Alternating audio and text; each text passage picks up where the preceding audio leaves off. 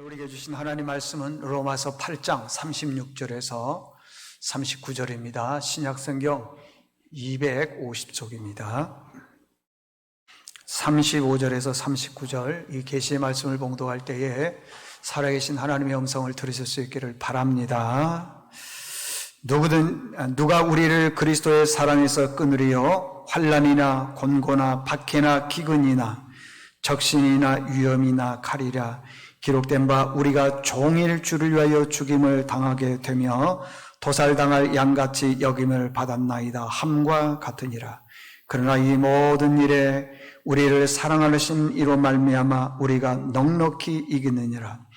내가 확신하노니 사망이나 생명이나 천사들이나 권세자들이나 현재 일이나 장래 일이나 능력이나 높음이나 깊음이나 다른 어떤 피조물이라도 우리 주 그리스도 예수 안에 있는 하나님의 사랑에서 끊을 수 없으리라. 아멘. 네, 할렐루야. 우리 옆 사람과 인사하겠습니다. 사랑합니다. 축복합니다. 예.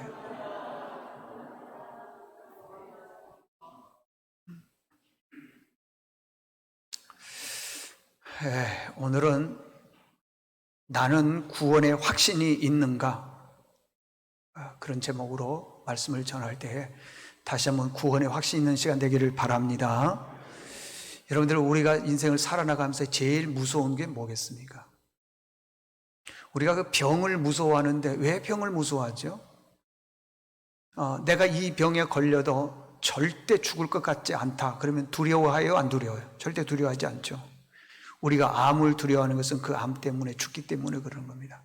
근데 작은 이 감기나 또 다른 약한 병에는요, 걸려도 두려워하지 않습니다. 근데 심각한 질병은 그 질병이 내 목숨을 빼앗아가기 때문에 그 병을 무서워하는 것입니다. 다시 말하면 우리가 세상 살아나가면서 가장 무서운 것은 죽음입니다. 죽음.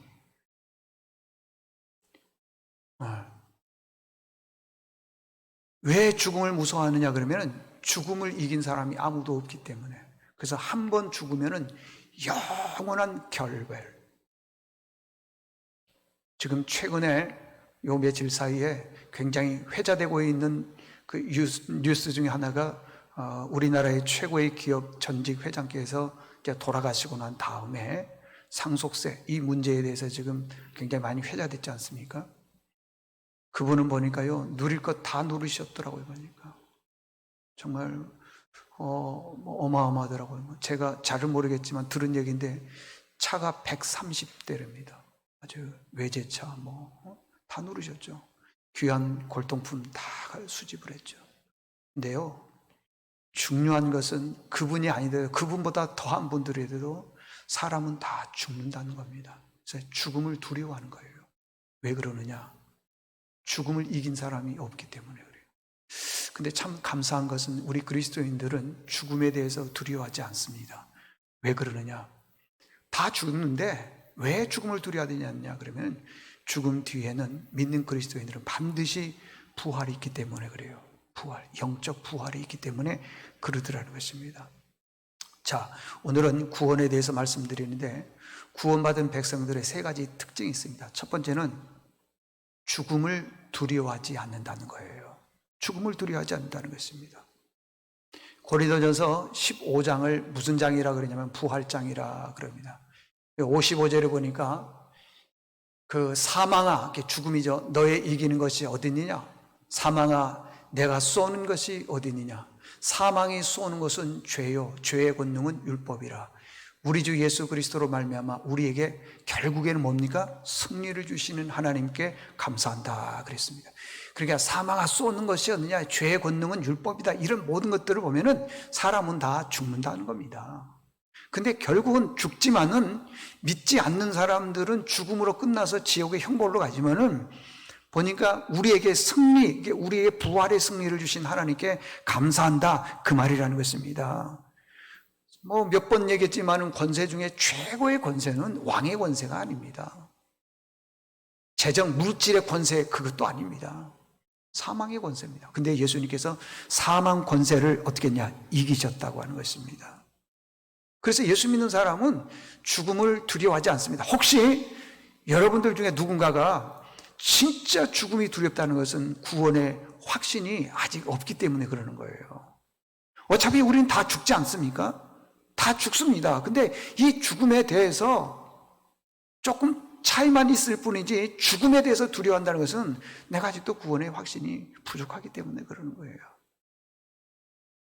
우리나라에 천재 과학자가 있었습니다. 그 과학자는 얼마나 지혜롭고 천재인지 보통 고등학교를 3년 만에 졸업을 해야 되는데 4개월 만에 졸업을 했습니다. 이승만 전 대통령에게 제안을 받아서 미국에 와서 공부하라 해서 미국에 와서 공부를 했는데 보통 석사, 박사 학위를 하려면 7년, 8년 정도 걸립니다. 그것도 있는 힘을 다해서 공부를 해야 됩니다. 그런데 이분은 석사 학위를 거치지 않고 서울대학교 물리학과를 나왔는데 석사 학위를 거치지 않고 바로 박사 코스로 가서 2년 만에 박사 학위를 받았습니다. 그리고 그 미시시간 주립대학이라고 하는 대학에서 교수를 했는데 그때 나이가 몇 살이냐? 24살. 24살에 교수를 했는데 그 교수님에게 별명이 붙었는데 꼬마 교수님. 그 교수님보다도 나이 많은 학생들이 수두룩해요. 많습니다. 천재 과학자예요. 이분이 결혼을 했습니다. 아들을 낳았는데 아들의 이름이 정후. 근데 이 아이가 장성하다가 만성신장염에 걸렸습니다. 이 만성신장염이라는 것은 신장에 염증이 있어서 결국에는 세상을 막 떠나는 그런 것들인데 치료를 하려면 투석을 해야 됩니다. 투석. 그래서 이 아버지가 신장 하나를 떼가지고 아들에게 줬습니다.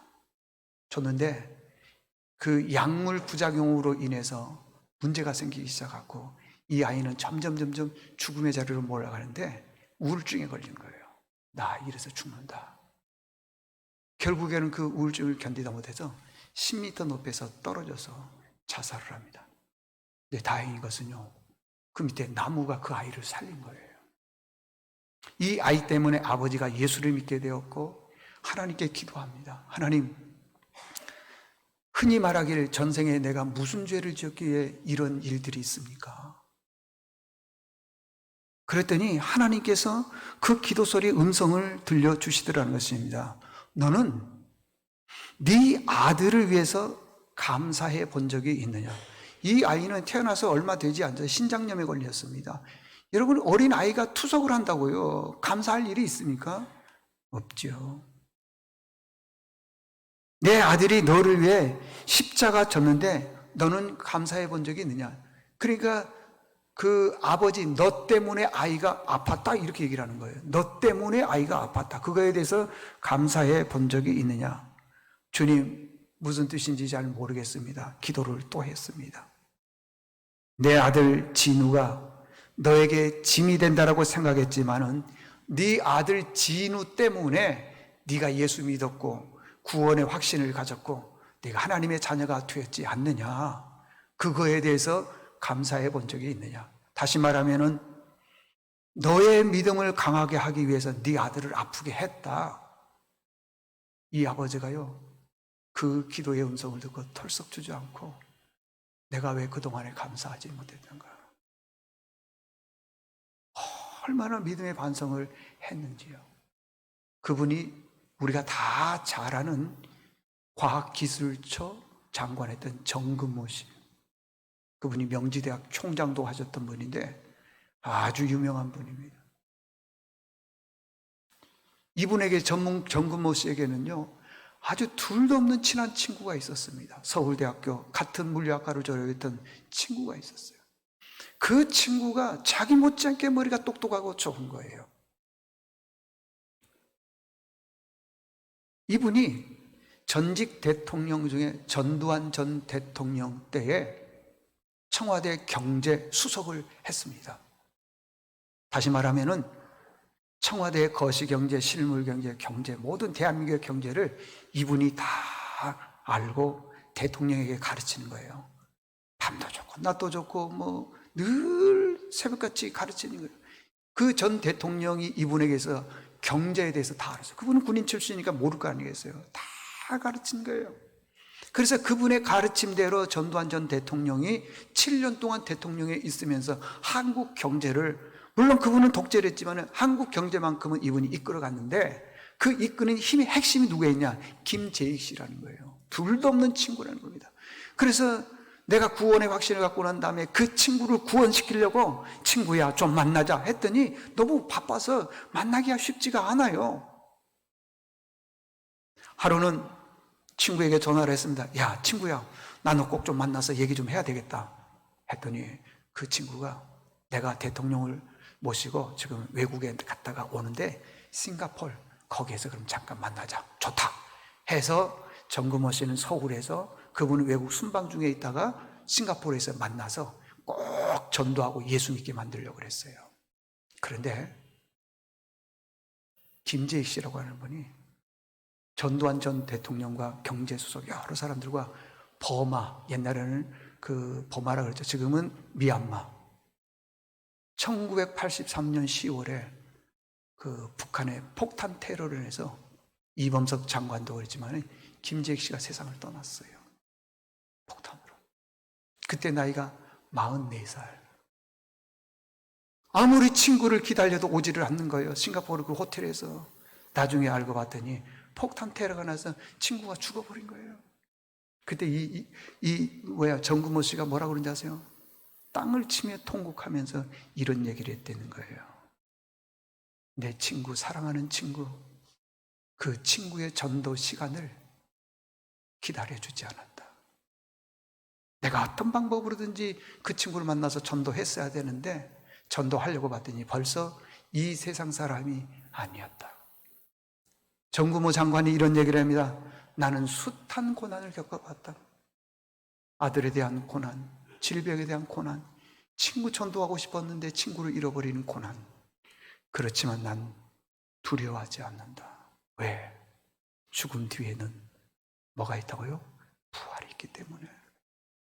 여러분들, 부활 신앙에 확신이 있나요? 내가 죽으면 끝입니까? 지금 현대는 살아가는데 모든 분들이 다 물질이 최우선입니다. 요즘 젊은이들 보십시오. 집값 올라가고 삶의 질이 어렵고 직장 잡기 어렵고 하니까 전부 돈을 버는데 주식, 비트코인 다 이쪽으로 갑니다. 몰라서 그렇죠? 이럴 때 머리 좋은 사람은요, 하나님께 딱 매달리면은 하나님이 그 자녀의 앞길을 축복하시면은 그렇게 평생 애쓰고 힘써도 안 되는 것 하나님께서 해주실 수 있어요. 근데 그 믿음이 없는 거예요.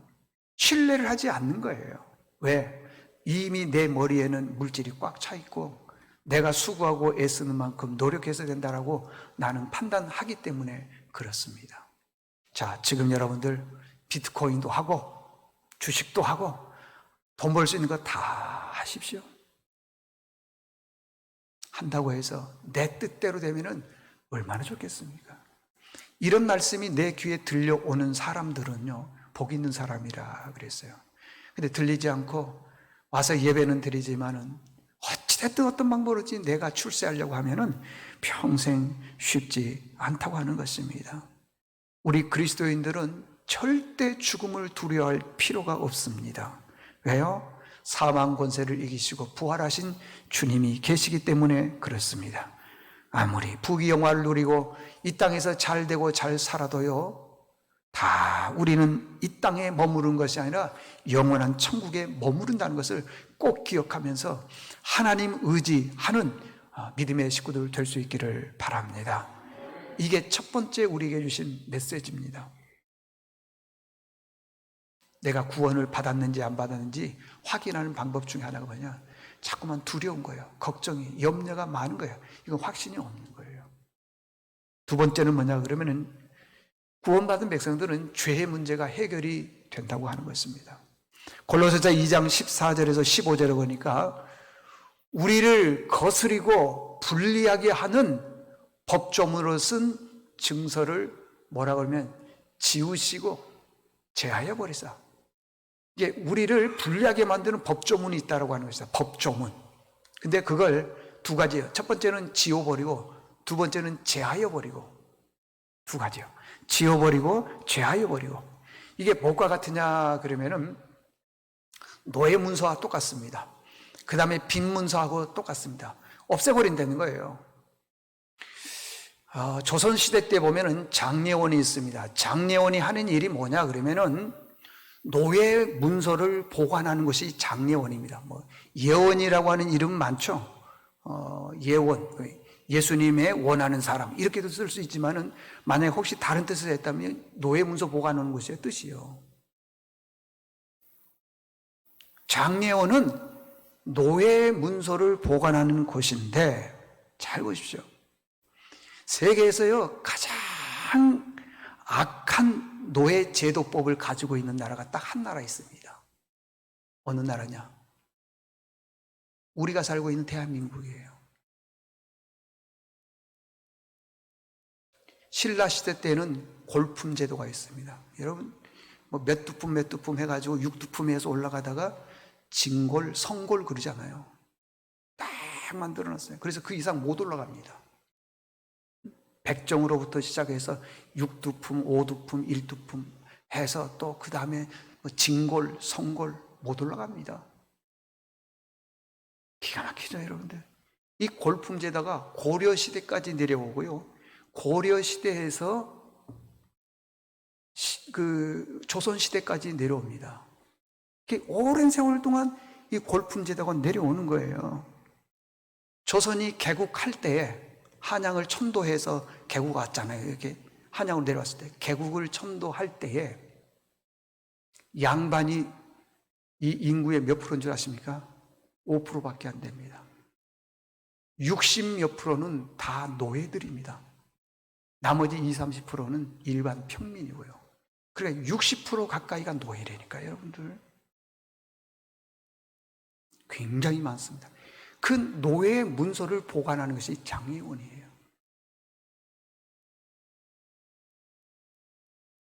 그런데 노비는 그때 당시 뭘로 취급을 했냐 그러면 재산이나 짐승 이렇게 취급을 했습니다. 노비는 사고 팔 수가 있습니다. 돈을 주고. 근데 노비 문서가 있는데 이 사람이 노비 한 사람이 있습니다. 어디에서 태어났고 몇 살이고 누구에게 팔려갔고 얼마 주고 또 누구에게 팔려가고 쭉 있는 게 노비 문서입니다. 여러분 그 우리나라 유학자 중에 뭡니까 그 돈에도 새겨진 유황이라고 있죠? 이황 태계 이황 있죠? 그분이 노예를 몇 명 건드리고 산 줄 아세요? 357명 건드리고 살았습니다.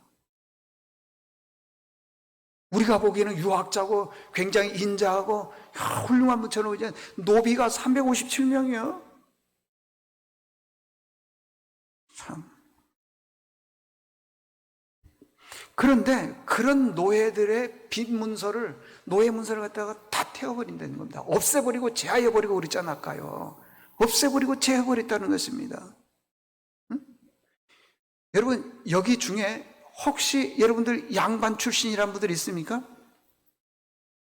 저는 잘 모르겠는데 제 선조가 김수로 왕이랍니다.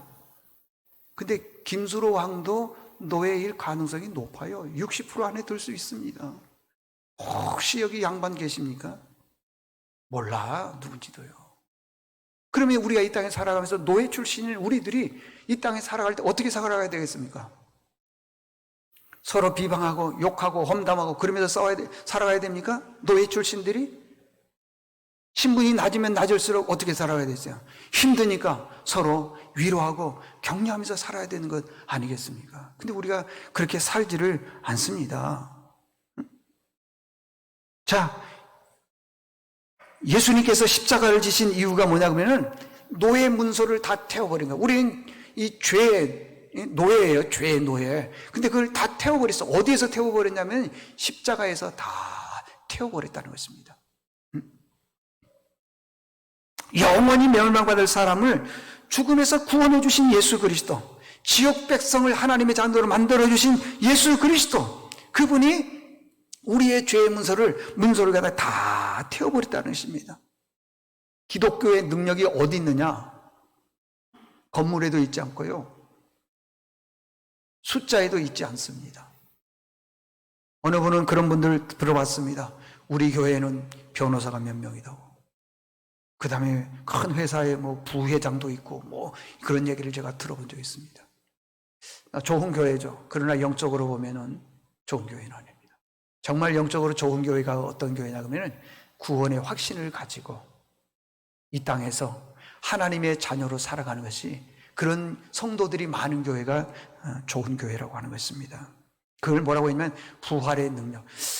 자, 예수님께서 십자가에서 죽지 않으셨다면 예수님께서 부활하셨을까요? 죽으셨으니까 부활할 거 아니겠습니까? 그래서요, 부활의 능력을 약화시키려고 그런 것이 아니라, 부활의 능력이 꽃을 피우는 것은 예수님께서 십자가에서 죽으셨기 때문에 부활하는 거예요. 그래서 능력이 어디냐면 예수 그리스도의 십자가. 그럼 예수님이 왜 십자가를 지셨느냐? 내 죄의 문서를 다 태우기 위해서 십자가에서 죽으셨다는 거예요. 이것을 믿는 그리스도인들은 죄로부터 자유함을 누리는 겁니다. 저도요, 죄를 짓습니다. 사실 저 어저께도 죄 지었어요. 어저께 본의 아니게 결혼식이 있어서 시간을 많이 보냈어요. 내일 주일인데 물론 준비는 다 해놓죠. 우리가 이 땅에 살아가면서 내일 앞으로 계속 죄를 지을지도 몰라요. 그러나 정말 우리에게 감사한 것은 그분이 우리의 죄의 문서를 다 태워버렸기 때문에 예수님께 나가서 죄의 사함만 구하면은 다 용서해 주신다는 것이에요. 어떤 죄라도 다 용서해 주죠. 살인죄도 용서해 주시고 비방죄도 다 용서해 주신다고 하는 것입니다. 그래서 여러분들, 예수님이 내 죄를 위해서 십자가에서 죽으심을 믿습니까? 그 얘기는 내가 죄사함 받는 은혜가 있다, 그런 뜻입니다. 사도행전 3장에 보면은 베드로하고 요한 두 사람이 성전에 올라갑니다. 그런데 미문은 아름다운 문이라 그런 뜻이에요. 미문에 딱 들어갔더니 안진뱅이가 앉아서 구걸을 합니다. 좀 도와주십시오 했더니 베드로가 은과 금은 내게 없거니와 내게 있는 것 너에게 준다. 곧 나사렛 예수 그리스도의 이름으로 일어나 걸으라. 자, 예수 그리스도의 뜻이 뭐예요? 자기 백성을, 자기 백성이라는 것은 우리를, 그 말입니다. 우리를 죄에서 어떻게 했냐? 건져주셨다는 것이에요. 죄에서. 그래서 예수님께서 우리를 죄에서 건져주신 거 예수 그리스도라는 것입니다. 그러면 어디에서 건져주셨느냐? 예수님이 나 대신 어디에서 죽으심으로? 십자가에서 죽으심으로. 그래서요, 십자가가 능력이고요, 십자가가 우리에게 은혜고요, 십자가가 우리에게 축복의 통로라는 것입니다. 여러분 꼭 십자가의 능력을 믿기를 바랍니다. 십자가의 능력이 없는 사람은 와서 예배를 드리지만은 이미 영적으로 보게 되면은 구원의 확신이 부족한 분들입니다. 그런 병을 고치고요, 능력을 보고 난 사람들이 몇 명이냐 그러면 성경에 보니까 5,000명입니다. 5,000명. 많은 사람들이 있습니다. 응? 그러다 보니까 막 주변에서 변화와 동요가 막 일어나기 시작을 합니다. 그때 서기관과 바리새인들이 베드로를, 요한을 잡아다가 공회, 요즘으로 보면 재판석 앞에 딱 갖다 세웠어요. 그리고 주변에는 5,000명이 딱 둘러 있는 거예요. 그리고 얘기를 합니다. 너 무슨 권세로 이런 일을 행하느냐 그래서, 이런 일이라는 것은 이런 사람에게 안진병의 병을 고쳐주느냐, 그런 뜻이에요. 그랬더니 사도행전 4장 9절에 보니까 이런 말씀이 있어요. 만일 병자에게 행한 착한 일에 대하여 이 사람이 어떻게 구원을 받았냐고 오늘 우리에게 질문한다면, 이 말은 무슨 말이냐 그러면은, 이 사람이 어떻게 병 나았어 이렇게 나한테 질문한다면은 대답해 줘야 된다는 것입니다. 그 대답이 10절에 나와 있어요. 너희와 모든 이스라엘 백성들은 알라. 너희가 십자가에 못 박고 하나님이 죽은 자 가운데서 살리신 나사렛 예수 그리스도의 이름으로 이 사람이 어떻게 됐다는 겁니까? 병이 나았다. 건강하게 되었다. 병이 나았다. 그러니까 이 사람이 병이 나은 것은 내 능력이 아니라 예수 그리스도의 뜻이 뭐라고요? 자기 백성을 죄에서 건져내 주신다. 응? 이런 능력을 우리가 믿어야 된다고 하는 겁니다. 그러면서 하는 말이 뭐라고 얘기를 했냐면요, 그냥 확실하게 딱 못을 박는 거예요. 예수 그리스도의 이름으로 건강해졌다 그러면서 못을 박는 얘기가 12절에 보니까 이래, 다른 이로서는 구원을 받을 수 없나니 천하 사람 중에 구원받을 만한 이름을 우리에게 준 적이 없다. 그게 우리에게 구원받을 만한 이름을 준 이름은 누구밖에 없다는 겁니까? 예수 그리스도밖에 없다고 하는 것입니다. 그러니까 더 이상 말을 못하는 거지요. 서기관과 바리새인들이 베드로와 요한을 죽이려고 불렀는데 안진뱅이가 딱 서버린 거예요. 그리고 5천 명이 주변에 쫙 서 있으니까 서기관과 바리새인들이 뭐라고 말을 해야 돼? 말을 못해요. 그러더니만은 이 사람들이 왜 요한과 베드로를 향해서 나가 그러더란 겁니다. 그러면서 뒷말에 나가서 절대 이런 복음을 전하지 마 그런 거예요. 그러더니 베드로가 뭐라고 그러는지 아십니까? 하나님 앞에서 말씀 듣는 것과 너희들이 말하는 것이 어느 게 더 옳으냐? 그 다음에 사도행전 4장 20절에 보니까 우리는 보고 들은 것을 말하지 아니할 수 없다. 그러니까 하나님께서 우리에게 말씀하신 그 내용과 보고 들은 것을 말을 아느니 아니할 수 없다라는 것입니다. 아니 지금 뭐 곧 죽이려고 하는데 이런 배짱의 말이 어디에서 나오느냐 이 말이에요. 바로 십자가의 능력을 경험했기 때문에 그런 거예요. 베드로가 말씀을 증거하니까 처음에는 3,000명, 두 번째는 5,000명, 마지막 세 번째는 세어봤더니 숫자가 너무 많아서 셀 수가 없더라는 것입니다. 그러면 말씀의 내용이 뭐냐는 것이에요. 말씀의 내용 다른 게 아닙니다. 그 이름밖에 없더라는 것입니다. 그 이름의 능력이 뭐냐? 예수 그리스도의 십자가의 능력이라는 것입니다. 여러분들, 예수 그리스도의 십자가의 능력이 우리의 모든 죄를 사하신 줄로 믿습니까? 그것을 믿는 사람들이 구원의 확신이 있는 사람이에요. 그냥 교회 온 것, 그거 가지고는 안 됩니다. 어떤 죄를 지었다 하더라도 우리 죄를 다 사해 주시는 분은 십자가의 능력 예수 그리스도밖에 없다 고백하는 여러분 될 수 있기를 바랍니다. 마지막 세 번째는 뭐냐 그러면 구원받은 백성은요, 하나님의 사랑을 입은 자들이에요. 하나님의 사랑. 바울이 십자가의 능력을 딱 체험하고 나니까 오늘 두 번 고백을 하는데 35절에 보게 되면은 이렇게 고백을 해요. 누가 우리를 그리스도의 사랑에서 끊으리요? 그러니까 내가 예수 믿고 난 다음에 구원의 확신을 딱 가졌는데 그걸 누가 끊겠느냐? 환난? 권고? 나를 박해하는 것? 못 살고 가난하고 기근? 적신? 위험? 우리를 협박하잖아요. 칼? 이런 거냐? 아니라는 겁니다, 여러분들. 이런 것들은요, 이겨도 그냥 이기는 게 아니라 완전히 넉넉히 이긴다는 것입니다. 37절에 보면요, 그러게 있어요. 이런 그러나 이 모든 일에 대해 우리를 사랑하신 이로 말미암아 우리가 어떻게 이기냐? 넉넉히 이긴다는 겁니다. 간신히 1대 0으로 이기는 게 아니라 넉넉히 이기더라는 넉넉히요. 이렇게 넉넉히 이기는 건 뭐 때문에 이기느냐? 그리스도의 사랑이 우리 안에 지배해 오면은 그러는 겁니다. 그런 거예요.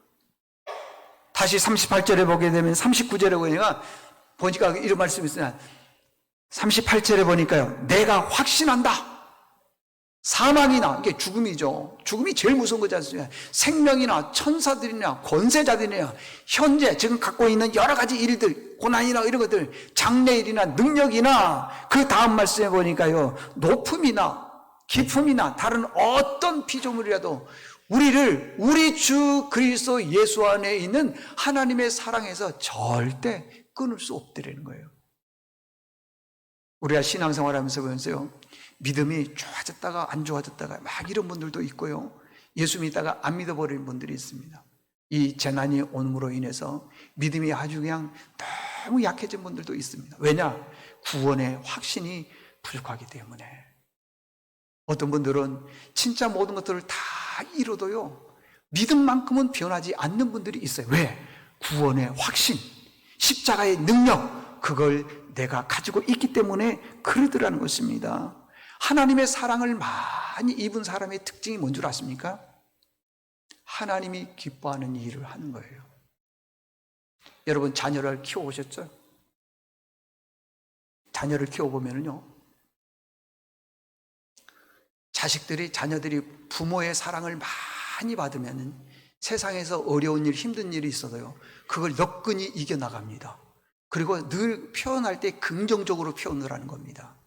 사랑을 많이 받으면. 근데 사랑을 못 받으면요, 항상 불만이 있고요, 불행의 원인을 부모에게 찾는 경우가 있습니다. 그러나 사랑을 많이 받으면 그렇지 않아요. 어떤 자녀가 그럴 때입니다.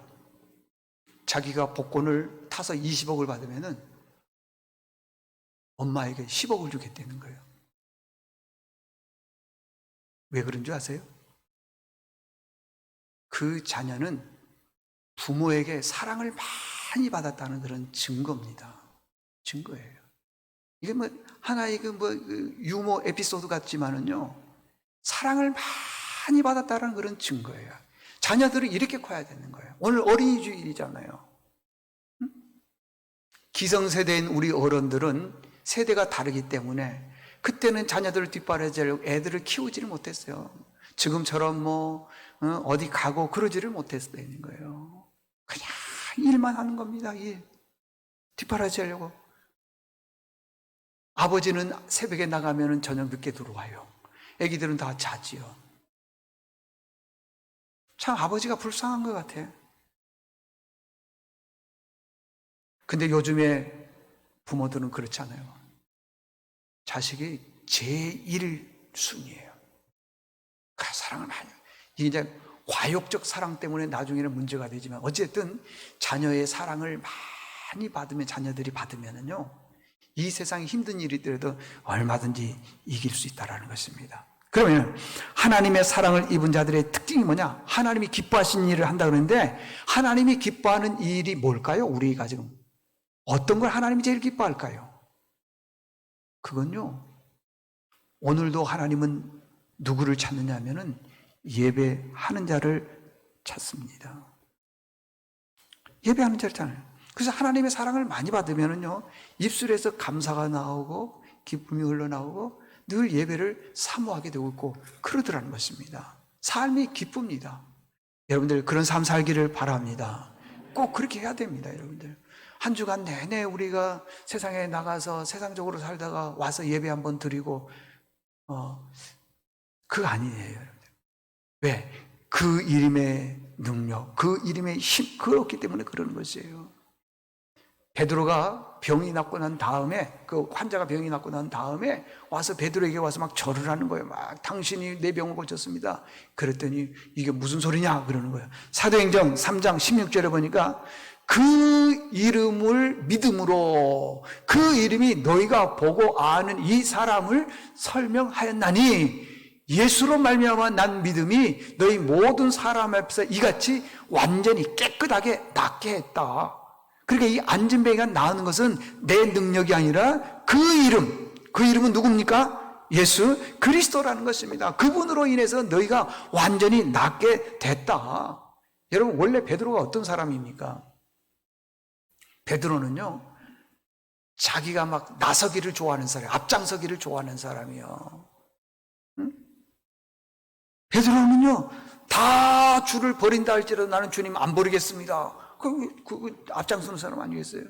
예수님이 물 위로 걸어오니까 다른 제자들은 가만히 있는데 주여 나로 물 위로 걷게 하십시오. 그냥 막 앞장서서 자기에게 튀려고 하는 사람이었습니다.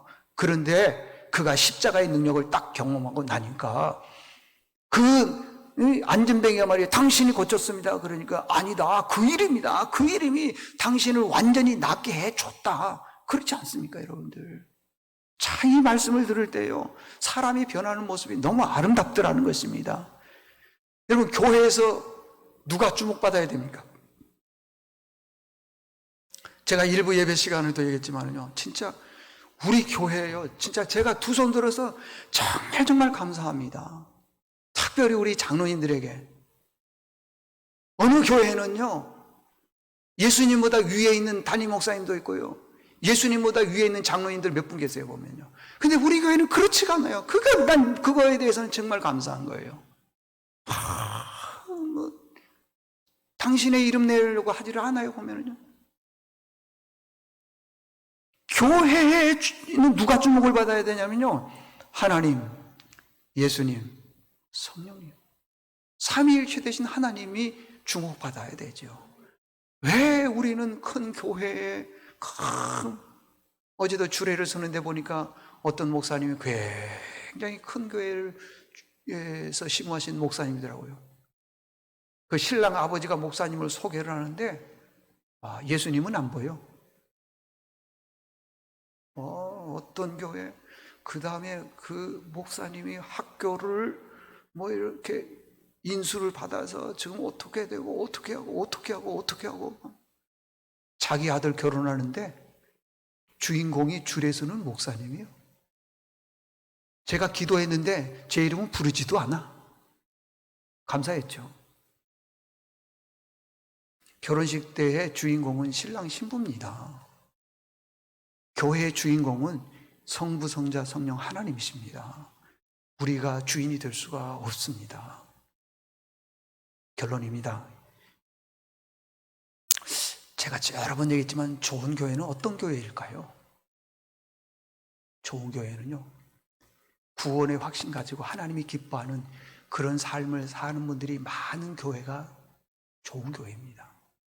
한 발은 교회에, 한 발은 세상에, 주일날은 거룩, 세상으로 나가면은 아주 말씀이 없이 세상 사람들과 똑같이 살아버리는 그게 아니라요, 세상에서도 믿는 그리스도인답게 말이나 성품이나 행동이나 그렇게 삶의 현장에서 적용해 나가는 성도들이 많은 교회가 좋은 교회라고 하는 것입니다. 여러분들은 지금 구원의 확신이 있습니까? 지금 죽는다면, 구원파 아닙니다. 지금 죽는다면 천국 갈 수 있습니까? 그 근거가 어디 있습니까? 말 한마디로 나 지금 죽으면 천국 갈 수 있어, 그런다고 가집니까? 제가 말 한마디로 나 대한민국 제일 부자야, 그러면 내가 제일 부자가 됩니까? 근거가 어디 있느냐고요. 이 세상의 삶이 조금 힘들다 하더라도 우리는 절대 죽음을 두려워하지 않는 겁니다. 왜? 죽음 뒤에는 영원한 우리의 안식처, 이 세상은 잠깐입니다. 그 영원한 천국이 있기 때문에 그런 식으로 우리는 늘 죄인이지만 죄의 문제가 해결된 사람들이에요. 그래서 기쁜 겁니다. 그리고 하나님의 사랑을 많이 받는 자들은 늘 하나님이 기뻐하는 일을 하기 때문에 그렇습니다. 제가 바라기는 여기 계신 모든 분들 꼭 하나님이 기뻐하시는 그런 구원받은 백성으로 살기를 주님의 이름으로 부탁을 드립니다. 하나님 아버지, 감사합니다. 우리가 예수를 평생 믿었습니다. 그래도 아직도 이리저리 흔들리는 경우가 있습니다. 내가 구원을 받았을까? 천국이 있느냐? 죽으면 끝이지. 이러한 것들이 꽉 우리를 잡고 있기 때문에 만약에 우리가 죽어서 하나님 앞에 섰을 때에 하나님이 우리를 심판하신다면 지금처럼 살았을 때에 자신감이 있는지요? 그걸 확신을 못하기 때문에 세상적으로 삽니다. 주일은 교회 안 가니까 어쩔 수 없지만은 와서 예배는 드리지만은 또 하루가 지나고 월요일이 시작되면은 또 반복되게 세상의 물질이, 악한 마귀가 우리를 넘어뜨려서 세상적으로 살게 만드는데 이것을 박차고 뚫고 나와서 믿음의 사람으로 살려고 하는데 잘 안 됩니다. 내가 지금 죽으면 천국 갈 수 있을까요? 구원받을 수 있을까요? 우리를 자문해 볼 때 아버지, 자신감이 없다면 다시 한번 구원의 확신을 갖는 시간 되게 도와주시고 예수의 이름으로 승리하는 믿음의 식구들 다 되게 도와주시옵소서. 예수님의 이름으로 기도드리옵나이다. 아멘.